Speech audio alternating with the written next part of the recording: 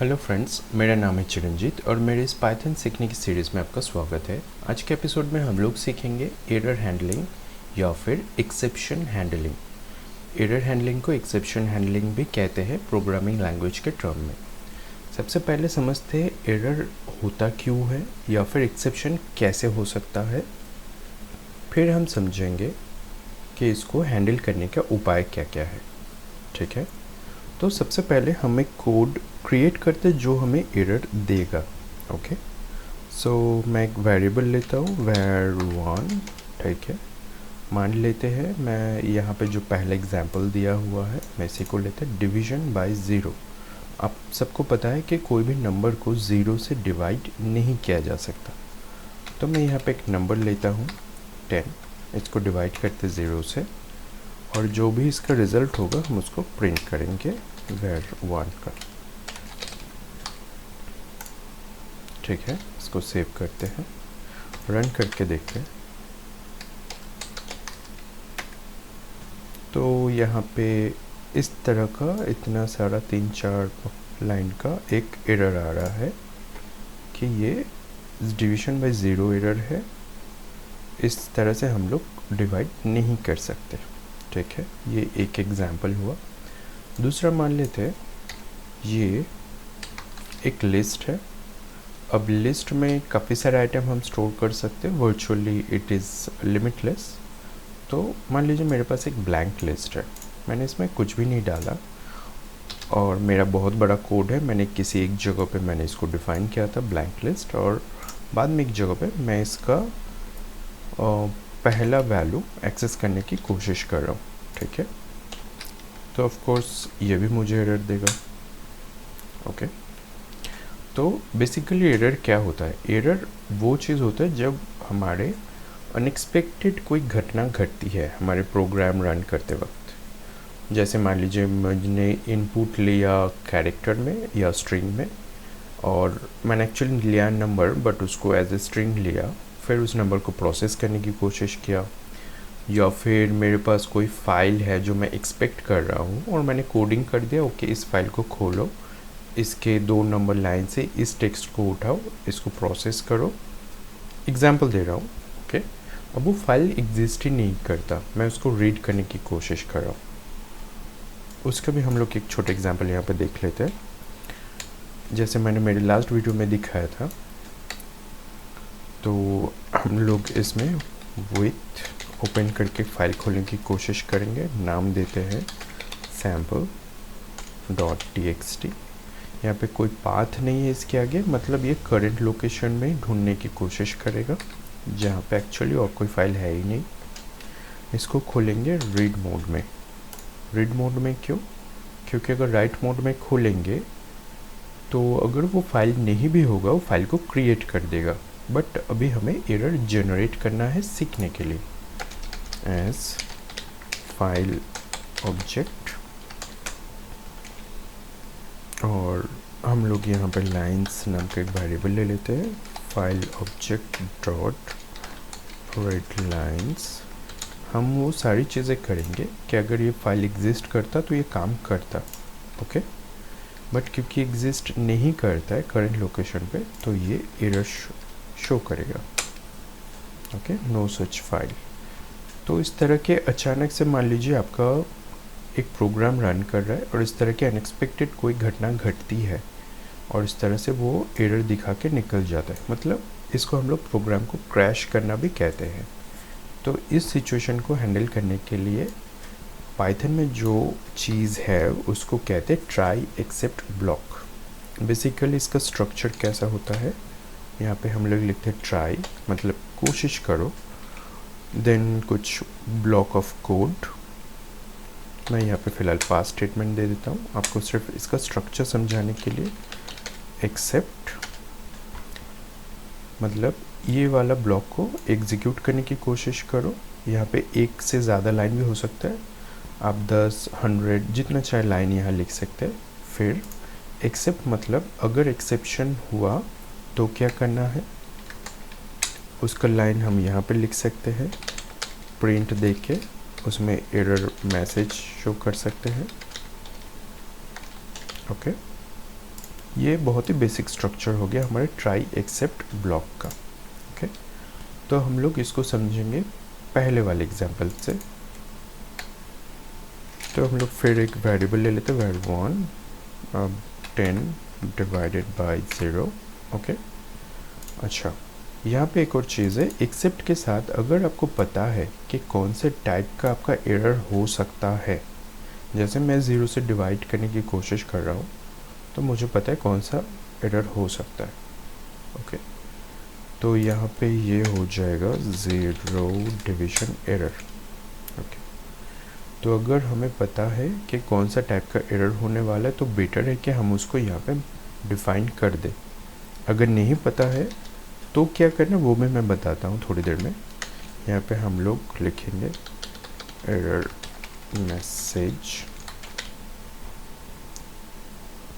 तो इसमें हमने क्या किया, हमने एक वेरिएबल लिया, 10 नंबर को डिवाइड करने की कोशिश किया 0 से।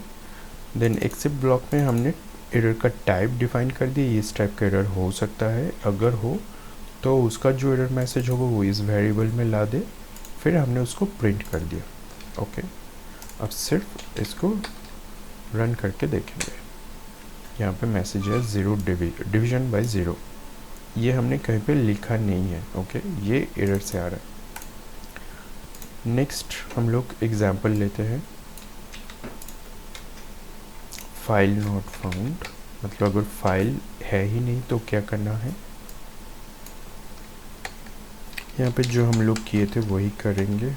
ओपन, एक फाइल का नाम लेंगे new.txt, रीड मोड में खोलने की कोशिश करेंगे एज फाइल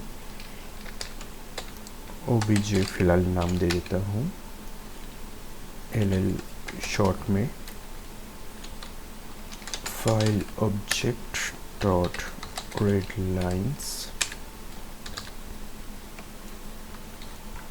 इस हाल में अगर मैंने इसी टाइप के एरर को मेंशन रखा यहाँ पे कि मेरा 0 डिवीजन एरर हो सकता है, तो उस एरर को ये यहाँ पे नहीं पकड़ पाएगा। हमें सही टाइप देना ज़रूरी है। अगर मैं इसको एग्जीक्यूट करूँ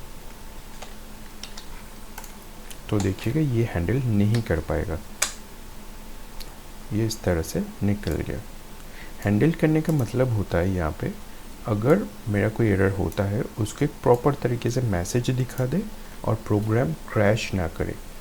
प्रोग्राम का मे भी बाकी का हिस्सा हो जो मैं चाहता हूँ कि वो एग्जीक्यूट करे, तो एग्जीक्यूट होता रहे। ओके, यहाँ पे इसी को कहते एरर को हैंडल करना। तो यहाँ पे हम लोग क्या देंगे, इस टाइप के एरर को कहते हैं file not found error. Similarly अब हम लोग देखेंगे इंडेक्स एरर। हम लोग यहाँ पे एक लिस्ट ले लेते हैं, list 1, sorry for my spelling mistake. यहाँ पे फ़िलहाल कुछ आइटम ले लेते हैं, 3 आइटम है, तो इसका आखिरी इंडेक्स हो जाएगा 0 1 2, आखिरी इंडेक्स हो गया 2। हम इसमें से प्रिंट करने की कोशिश करते जो 4th इंडेक्स में है, जो आइटम एक्चुअली एग्जिस्ट करता ही नहीं है। यहाँ पे दे देंगे index error as error message.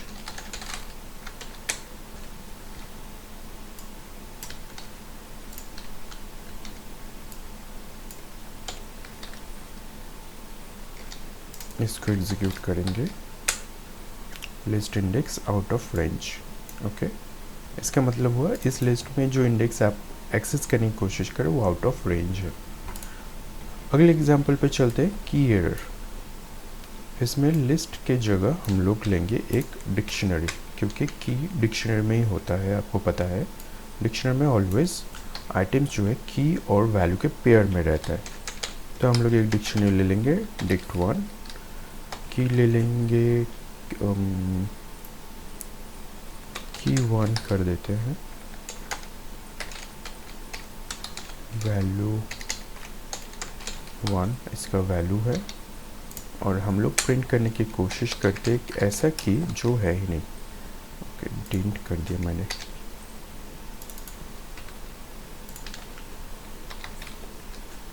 Suppose हम लोग एक्सेस करने की कोशिश करते की 2,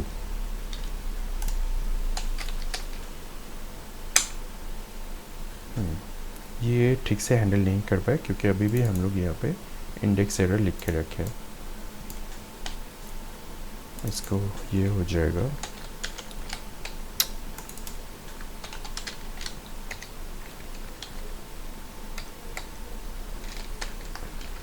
की एरर एज एरर मैसेज।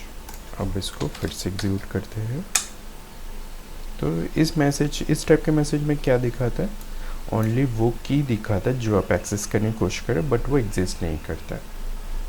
ठीक है, अब एक चीज़, क्या हम ये सारी चीज़ों को इकट्ठा लिख सकते हैं कि अगर ये टाइप हो तो ये मैसेज दे, बगैर कि हम लोग अलग अलग ट्राई ब्लॉक को यूज़ करते हुए?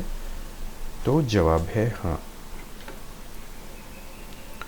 अगर हम लोग ये सारा चीज़ एक ही ब्लॉक में करना चाहे, पहले इसको अनकमेंट करते हैं और हम लोग अभी क्या करेंगे,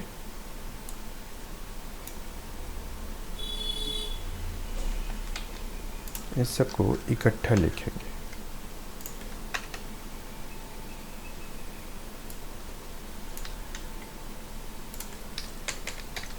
और अलग अलग तरीके से एग्जीक्यूट करेंगे, मतलब एक एक करके एग्जीक्यूट करेंगे, बट एक ही ट्राई एक्सेप्ट ब्लॉक में। और ट्राई ब्लॉक को हटा देंगे।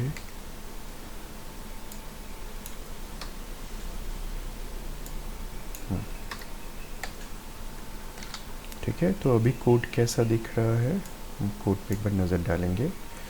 ये हम लोग डिवीजन बाय ज़ीरो एरर को प्रोड्यूस कर सकते हैं, इससे फाइल नॉट फाउंड को एरर कर सकते हैं, और जनरेट, इससे हम लोग index out of range error को जनरेट कर सकते हैं, और इससे की एरर को। तो अगर मान लीजिए आपके यहाँ पे बहुत सारे लाइन लिखे इस ब्लॉक में, और बहुत अलग अलग लाइन की वजह से अलग अलग टाइप के एरर जनरेट हो सकते हैं, अगर आपको ऐसा गेस है तब उन एरर्स को डिफ़ाइन कर सकते हैं इस तरह से। ज़रूरी नहीं कि आपने एक ट्राई एक्सेप्ट ब्लॉक में एक ही एक्सेप्ट स्टेटमेंट लिख सकते हैं, आप जितने चाहे एक्सेप्ट स्टेटमेंट लिख सकते हैं। और अगर आपको नहीं पता कि आपका किस टाइप का एरर हो सकता है, फिर भी आप उसको हैंडल करना चाहते हैं, तो उसका उपाय है एक्सेप्शन एज एरर मैसेज। इसका सीधा सा मतलब है, अगर किसी भी तरह का कोई भी एक्सेप्शन हो या एरर क्रिएट हो, तो मैं यहाँ पे इसको यूज़ करके हैंडल कर सकूँ। तो हम तब यहाँ पे लिखेंगे एरर हैपेंड। वैसे इस तरह के कस्टमाइज मैसेज आप इन सब में भी लिख सकते हैं। मैंने डिफ़ॉल्ट एरर मैसेज को यहाँ पे शो किया है, एरर हैपेंड, देन आप एरर मैसेज लिख सकते हैं। तो आप इस तरह से भी ट्राई एक्सेप्ट ब्लॉक लिख सकते हैं। अब हम लोग इसको एग्जीक्यूट करेंगे तो पहले लाइन पे एरर दे देगा, इसलिए बाकी को ये एग्जीक्यूट नहीं कर पाएगा। तो इसलिए हम एक एक करके देखेंगे इसको। पहले इसको रन करते हैं। डिवीजन बाय ज़ीरो, पहले लाइन पे उसने एरर उसको मिल गया, इसलिए उसने शो कर दिया। इसको कमेंट कर देंगे तो नेक्स्ट एरर देगा।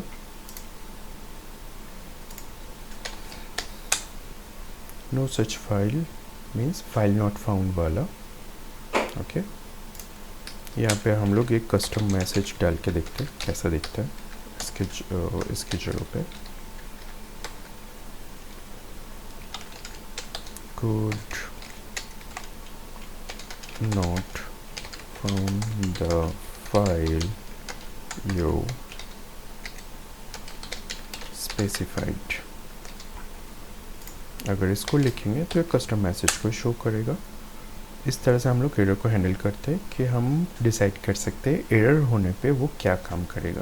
यहाँ पे प्रिंट स्टेटमेंट की जगह पे अगर आप कुछ और एग्जीक्यूट करना चाहते हैं वो भी कर सकते हैं। नेक्स्ट आते हैं इंडेक्स के लिए। अच्छा, बाकी का एग्जाम्पल तो आप देख चुके, तो मैं इंडेक्स तक यहाँ पे दिखाता हूँ, फिर मैं दूसरी चीज़ दिखाता हूँ। ओह, सेव नहीं किया, sorry. Index out of range दिखा दिया। अब सवाल आता है कि हम इस ट्राई एक्सेप्ट ब्लॉक में क्या सिर्फ इतना ही लिख सकते हैं, ट्राई और एक्सेप्ट? तो इसका सीधा जवाब है नहीं, हम इसके बाहर भी कुछ कर सकते हैं। आई होप आप ये सारी चीज़ समझ गए हैं, तो इसलिए मैं इसको डिलीट कर देता हूँ। हम सिंपल सा एक ब्लॉक रखेंगे अभी कोड का। ट्राई एक्सेप्ट के अलावा आप यहाँ पे क्या क्या कर लिख सकते हैं, इफ एल्स की तरह आप यहाँ पे लिख सकते हैं एल्स। एल्स का मतलब क्या है, मैंने यहाँ पे कुछ एग्जीक्यूट करने की कोशिश किया, अगर एरर हुआ तो यहाँ पे जाएगा, नहीं हुआ तो यहाँ पे जाएगा। हम यहाँ पे लिख देंगे प्रोसेस्ड सक्सेसफुली, ठीक है। और इसके साथ और क्या लिख सकते हैं, एक और चीज़ हम लोग यहाँ पे ऐड कर सकते हैं, फाइनली। इसका क्या मतलब होता है, जब यहाँ तक पूरा प्रोसेस हो जाए, देन अगर एंड पे हमें कुछ एग्जीक्यूट करना है, कोई मैसेज शो करना है, तो उस चीज़ को हम लोग फाइनली ब्लॉक में लिख सकते हैं। जैसे for example, execution has completed, ठीक है। तो इसको समझने के लिए हम पहले एरर जनरेट करेंगे।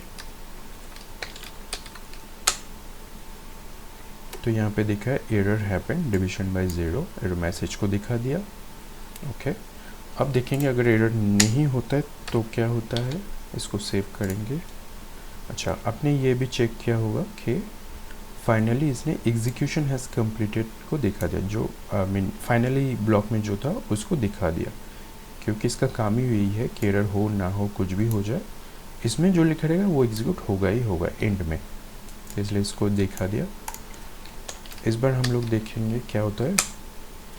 तो एरर जनरेट नहीं हुआ तो इस ब्लॉक को उसने एग्जीक्यूट नहीं किया, एल्स स्टेटमेंट में गया, एल्स ब्लॉक में यहाँ पे जो था उसको एग्जीक्यूट किया, एंड फाइनली को किया, processed successfully, execution has completed, ठीक है। इस तरह से आप इस ट्राई एक्सेप्ट ब्लॉक को किसी भी फंक्शन के अंदर या फिर सिर्फ फंक्शन के छोड़कर, अगर आप एक सैम्पल प्रोग्राम बना रहे लाइन बाय लाइन, आप वहाँ पे यूज़ कर सकते हैं। तो ये थे इसके यूज़ करने के तरीके। इसमें आप एक से ज़्यादा एक्सेप्ट स्टेटमेंट लिख सकते हैं, और उसके साथ आपको अगर ज़रूरत हो तो एल्स स्टेटमेंट और फाइनल स्टेटमेंट दे सकते हैं, अदरवाइज़ नहीं भी दे सकते, ये ऑप्शनल है, बट ये दोनों मस्ट है, आपको देना ही है, ओके। ट्राई और एक्सेप्ट, ये दोनों में से कोई भी एक मिसिंग नहीं होना चाहिए। तो ये था पाइथन में कैसे एरर को हैंडल किया जाता है या एक्सेप्शन को हैंडल किया जाता है। आज के एपिसोड के लिए इतना ही। Thanks for watching my videos.